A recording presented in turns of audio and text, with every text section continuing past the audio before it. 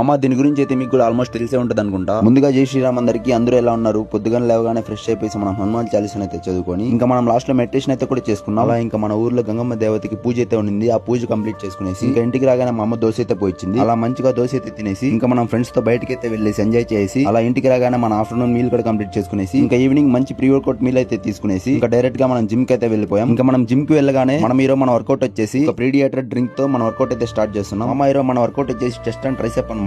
Chest కి ఒక 3 variations అయితే మంచిగా చేసుకున్నాం. అలా మన ట్రైసెప్ కూడా ఒక వేరియేషన్ అయితే మంచిగా ట్రైన్ చేసుకున్నాం. స్టార్టింగ్ లో ఒకటి చెప్పాను కదా, ఆల్మోస్ట్ అందరికీ ఈ విషయం అయితే తెలుసుంటది అనేసి. హనుమంతుడు ఎప్పుడు మంత్రాలు అయితే జపించలేదు. రామనామమే హనుమంతుడికి శక్తిగా మారింది. హనుమంతుడి మౌనం బలహీనత కాదు, అహంకారాన్ని జయించిన లక్షణం. అపారమైన వరాలు ఉన్న హనుమంతుడు ఎప్పుడూ వాటిని తన కోసం ఉపయోగించలేదు, రామ కార్యానికి మాత్రమే ఉపయోగించాడు. ఇంకా అలా మంచిగా మన వర్కౌట్ అయితే కంప్లీట్ చేసుకునేసి ఇంటికి వెళ్ళగానే మన మీల్ అయితే కంప్లీట్ చేసుకునేసి అలా నా డే అయితే కంప్లీట్ చేసుకునేసి అందరికీ జై శ్రీరామ్.